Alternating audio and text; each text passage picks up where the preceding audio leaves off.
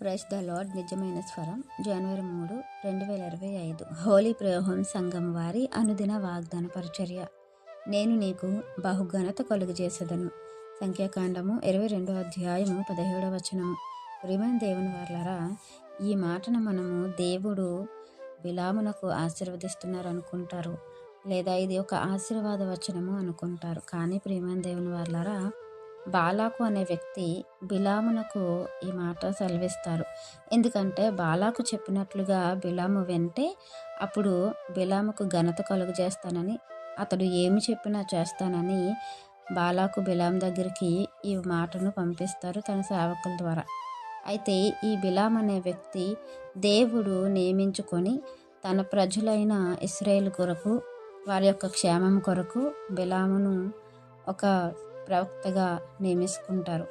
అయితే ప్రియమైన దేవుని వారలారా, ఇతడికి దేవుడు చక్కటి ఆశీర్వాదాన్ని ఇస్తారు. అదేంటంటే, అతడు ఎవరినైతే శపిస్తారో వారు శపించబడతారు, ఎవరినైతే దీవిస్తారో వారు దీవింపబడతారు.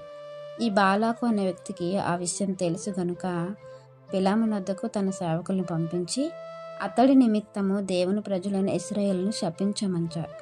ఆ శపించమని తర్వాత అతడు ఒకవేళ అలా చేస్తే అతనికి ధనమును, తర్వాత మంచి పేరును, ఆ యొక్క మాటకు తగినట్లుగా అతడికి ఘనతను ఇస్తాను, అతడు ఏమి చెప్పినా కూడా బాలాకు చేస్తానని ఈ మాటను పంపిస్తారు.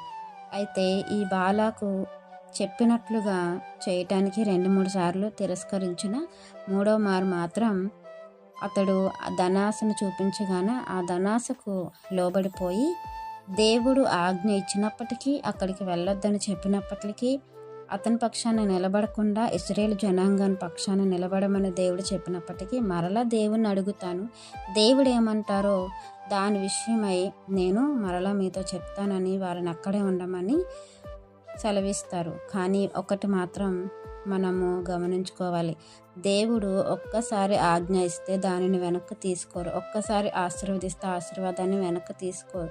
ఆయన మాట అంటే మాటే. అతని స్వభావానికి, దేవుడు స్వభావానికి ఏది కూడా విరుద్ధంగా ఆయన చేయలేరు. ఈ సంగతి బిలాముకు తెలిసి కూడా ఆ ధనానికి, ఆ సంపదకు ఆశపడతారు. దేవుడు అతడికి బుద్ధి చెప్తారు. ప్రియమైన దేవుని వారలారా, మన ఇష్టానికి, మన ఆశలకి దేవుని యొక్క చిత్తాన్ని విడిచిపెట్టడం, ఆయన చిత్తానికి వ్యతిరేకంగా మనం తిరగటం అనేది మనకు ప్రమాదకరం. ఎందుకంటే దేవుడి ద్వారా మనం ఆశీర్వదింపబడితే అది మనకు నిజమైన ఘనత, అది శాశ్వతంగా ఉండిపోతుంది. మనుషుల మాటలకు లోబడి మనము ఆ ఘనతను కోరుకున్న, ఆ సిరి సంపదలు కోరుకున్న అవి మనకి శాశ్వతంగా ఉండిపోవు గనుక బిలాము చేసినటువంటి ఆ పొరపాటు మనం చేయకుండా, బిలాము దేవుని మార్గాన్ని తప్పి దుర్నీతి మార్గంలోనికి వెళ్ళిపోతున్నాడు అన్న సంగతి 2 పేతురు 2వ అధ్యాయము 15వ వచనంలో కూడా వ్రాయబడుతుంది. కాబట్టి మన జీవితంలో దేవుని యొక్క చిత్తాన్ని మాత్రమే మనము అనుసరించాలని, ఇలాంటి భక్తులు మనకు దేవుడు ఎందుకు చూపిస్తున్నారంటే అలాంటి జీవితాలు మనము చోటు చేసుకోకూడదని, దేవుని ఇష్టానుసారమైన తన ప్రజలుగా మనం బ్రతకాలని, ఈ వాక్యం మనందరి జీవితంలో దేవుడు ఫలింపచేయాలని ఆశపడుతున్న వారు దైవజనులు బ్రదర్ పి. నెహెమియా గారు. God bless you. ఆమేన్.